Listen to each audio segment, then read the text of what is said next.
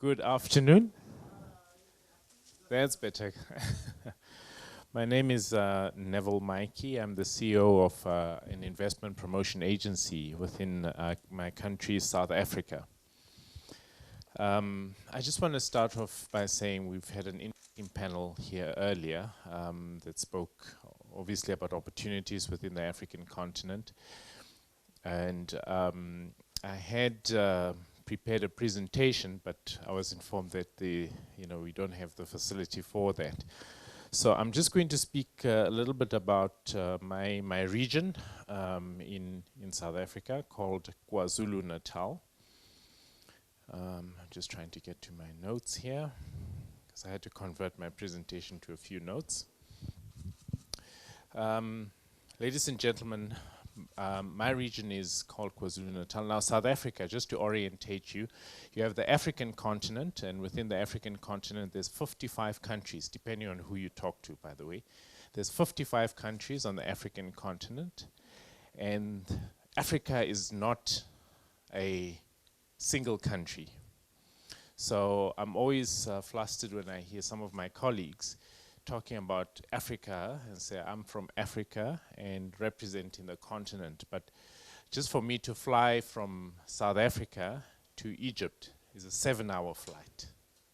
You understand? So just to give you a perspective in terms of the size of the continent, if I probably had to fly directly to Algeria or to Morocco, it would possibly be a 9-hour flight, but there is no direct flight from my region. But connectivity is also quite an important aspect within our continent. Now, South Africa is on the southern tip of Africa. I was in the US a few years ago, and somebody asked me, where are you from? I said, South Africa. He said, okay, but what's the name of your country? I said, South Africa. I said, yeah, I heard you're from South Africa, but the name of your country. So the name of my country is South Africa. So it's not like the Americas where you have South America and you have different countries, Brazil, Paraguay, etc., etc. So South Africa is the name of the country. South Africa comes from a history of racial segregation. As a result, we've gone through trials and tribulation. But what's important about my region, I was speaking to the chairman yesterday, the president, and he had said to us that, you need to tell us the story of Mandela linked to your region. We said, okay, although Mandela was not born in our region, we can boast really 3 critical things about Nelson Mandela. His last speech before he was arrested was in my region, in a small town called Pietermaritzburg. Number 2 is he was arrested in my region before he went for trial. Number 3, which is a beautiful story to that, the flip of it is that when he came out of prison and we had our first elections in 1994, April 27th, he voted in my region.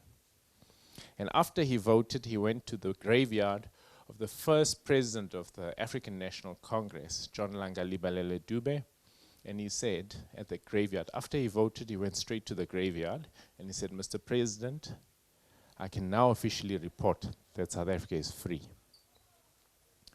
Now, today, when we look back at South Africa and the freedom that we still have a few challenges. That we've got democracy, freedom, but we still have economic inequalities. And one of the areas that we are looking at, myself within the province of KwaZulu-Natal, and I'm here with my colleague who's a deputy city manager of the city of Durban. We're looking at showcasing the different opportunities for potential investors to look at investing in my region. One of the sectors that we are driving quite aggressively is that linked to connectivity, global connectivity. So today I can proudly say that Turkish Airlines flies directly to my city. And that's important for investors because you want to know that you can jump in an aircraft and fly directly to the destination and be able to do business. But what is linked to the direct flight is ensuring that the belly of the aircraft is full, going and coming back, which then creates an opportunity for international trade. So that's an area that we are quite keen to pursue, and we've been pursuing aggressively, and we'd like to also continue pursuing with other potential investors. We also boast, as our region, South Africa and Africa's, depending again who you speak to, I know my colleagues in Egypt are quite strong, the first or the second largest container handling port in the continent of Africa. Port Said, we always compete with Port Said in Egypt on who's number one. But between the two of us, we always, this year I'm number one, the next year you're number one, etc. So the Durban port is quite an important port, the largest container handling port. Within our international airport in Durban, we have an SEZ linked to it, and that SEZ also looks at time-sensitive goods that are being exported and transported from SEZ because it's linked to the airport. And the entire cargo handling facility has been open since for the last 6 years, and they've had 0 fatalities, 0 losses, which is unheard of in terms of a cargo handling facility. 0 losses within that facility. Highly secure, state-of-the-art container handling facility. We also work and pride ourselves with working with our neighboring countries. So we see our region as literally a springboard into the rest of the continent. We have major multinationals, Toyota Manufacturing, OEM is located within my region. Then we have first, second, and third tier suppliers into the automotive sector.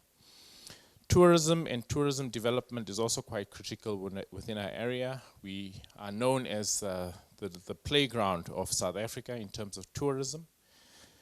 The maritime sector, very important for us. We're looking at it, and we call it the blue economy, because we're looking at the ocean as well as how the ocean links to our rivers in creating an industry, and that blue economy is important, and the development of an aquaculture industry, which is slowly developing, but we're always looking for investors that are keen to explore aquaculture. I met with some of the companies that have developed the modular systems here today. So those are other areas that we are keen to speak to potential investors on. And just in conclusion, what is critical for us is ensuring that we have continued engagements with angel investors, because we have an investment booklet of all the projects, both catalytic projects as well as medium-scale projects that require funding. And I'm happy to share that information with anyone who's keen to look at the opportunities within my region for potential investment. This booklet has also been showcased at our Presidential Investment Conference, which is headed by Head of State, President Ramaphosa, who drives that agenda. I thank you. Just before you leave the stage, does anyone have any questions for Neville? Yes, Christopher. It's not a question. It's just in a basic addition to what you said about Nelson Mandela's presence in KZN. Before Nelson Mandela, it was Mahatma Gandhi, if you recall, and he was active in Durban. And when he was kicked off the train, he was kicked off in Pietermaritzburg, and that's what started the Satyagraha, which led to the British walking out of India. And as Mahatma Gandhi said, not only will you walk out of India, you will walk out as the friends of India. and so in other words, KwaZulu-Natal has played a very important role in creating the history of the 20th century. So that's my contribution to you. Thank you so much. if I can add on to that, I think it's quite critical. Mahatma Gandhi actually lived in Durban, or just north of Durban, for 21 years before he went back to India to continue with his movement. But the whole idea of his political career was actually shaped in South Africa. In the 21 years that he lived here, he lived in South Africa. He also established the first Indian Congress, which was basically representing the rights of the Indians within a region. He also had a printing company. So his family, his grandchildren are still living in South Africa, in Durban, as South Africans, not as Indians in terms of carrying the passport. So that link is still very, very close. The other part that I must mention is the first Nobel laureate from the African continent also comes from my region. Nkosi Albert Luthuli, he got his Nobel Peace Prize, I think in 1961. I stand corrected in terms of the date. But if you Google the first Nobel laureate from the African continent, he comes actually from KwaZulu-Natal, just north of, again, Durban. So that's part of the history. A lot of you have probably heard about Shaka Zulu. He's a Zulu, and KwaZulu-Natal is the nation of the Zulus, and we still have a monarchy from within KwaZulu-Natal. And His Majesty the King is still there, a descendant from the Zulu kingdomship. I would welcome you very much to come and spend more time in England, because for us, most of our experience of Zulu is the Michael Caine movie. So we have very poor understanding of these important issues, and it would be good to know more. I'm very grateful to you. Thank you very much. And hopefully we will see more of you. Yes. Thank you. Right.